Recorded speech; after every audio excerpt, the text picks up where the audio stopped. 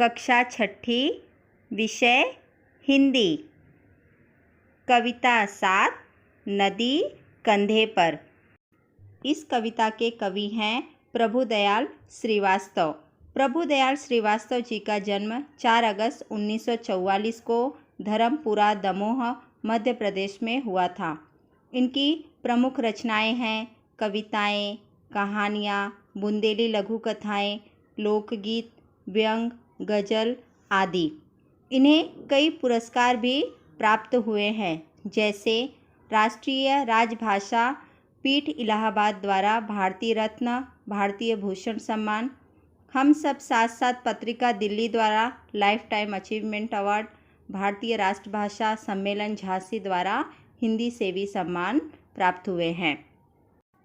प्रस्तुत कविता में काल्पनिक प्रतीकों के द्वारा नदी के प्रति बाल मनोभाव को व्यक्त किया गया है। काल्पनिक का अर्थ होता है बच्चों इमेजिन करना। जैसे कभी कभी हम इमेजिन करते हैं कि काश हमारे पास पंख होते तो हम आसमान में उड़ सकते, तो ठीक उसी तरह से इस कविता में भी एक बच्चे ने कल्पना की है कि काश अगर उसके बस में होता तो वह नदी को उठाकर अपने कंधे पर लेकर आकर अपने घर के सामने रखता और वह उस नदी में किस किस प्रकार की शरारतें करता, इस बात का वर्णन कवि ने इस कविता में किया है।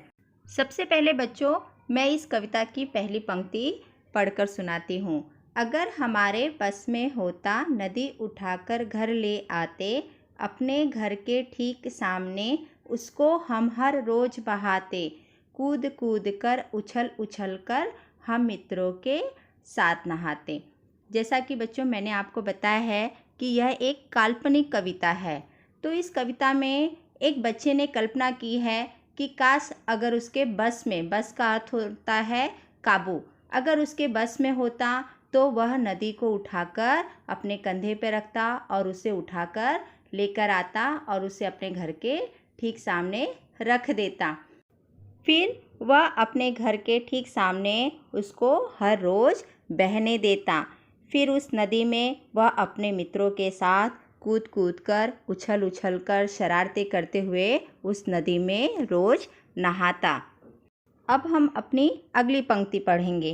कभी तैरते कभी डूबते, इतराते गाते मस्ताते, नदी आ गई चलो नहाने, आमंत्रित सबको करवाते, सभी उपस्थित भद्रजनों का नदिया से परिचय करवाते, अगर हमारे मन में आता झटपट नदी पार कर जाते। तो बच्चों इसमें कवि यह कहना चाहते हैं कि वह बालक क्या कल्पना कर रहा है कि जब वह नदी को अपने घर के सामने बहाएगा तब वह क्या करेगा। कभी तैरते कभी डूबते, इतराते गाते मस्ताते। इतराना का अर्थ होता है नखरे करना। तो बच्चों वह उस नदी में कभी तैराकी करेगा, कभी उसमें डुबकी लगाएगा, कभी उसमें नखरे करेगा, कभी गाना गाएगा और कभी अपने दोस्तों के साथ मस्ती करेगा। नदी आ गई चलो नहाने, आमंत्रित सबको करवाते। फिर वह क्या करेगा, वह सभी लोगों को उस नदी में नहाने के लिए आमंत्रित करेगा, उन्हें वहाँ पर नहाने के लिए न्योता देगा। सभी उपस्थित भद्रजनों का नदिया से परिचय करवाते। भद्रजन का अर्थ होता है श्रेष्ठ व्यक्ति या अच्छे लोग। फिर वह क्या करेगा, वह नदी के पास जो भी अच्छे लोग उपस्थित होंगे उनका वह नदी से परिचय करवाएगा, उन्हें नदी से मिलवाएगा। अगर हमारे मन में आता झटपट नदी पार कर जाते। फिर उसके बाद में नदी में नहाते नहाते अगर उस बच्चे की इच्छा होगी तो वह उस नदी में झटपट झटपट नहाते नहाते नदी को पार कर जाएगा। बच्चों अब हम अपनी अगली पंक्ति पढ़ेंगे। खड़े खड़े उस पार नदी के, मम्मी मम्मी हम चिल्लाते, शाम ढले फिर नदी उठाकर अपने कंधे पर रखवाते, लाए जहाँ से थे हम उसको, जाकर उसे वहीं रख आते। अब बच्चों इसका अर्थ देखेंगे। खड़े खड़े उस पार नदी के, मम्मी मम्मी हम चिल्लाते। जब बच्चा नदी को पार करके नदी के दूसरी तरफ जाएगा तो वह नदी के दूसरे किनारे से अपनी माँ को आवाज़ लगाएगा, अपनी माँ को मम्मी मम्मी कहकर पुकारेगा।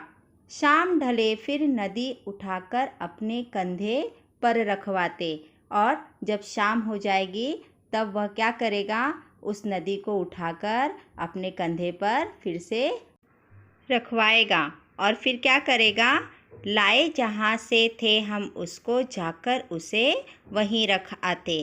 फिर वह उस नदी को उसी जगह पर वापस लेकर जाकर रख देगा जहाँ से वह उसे उठाकर लेकर आया था। धन्यवाद।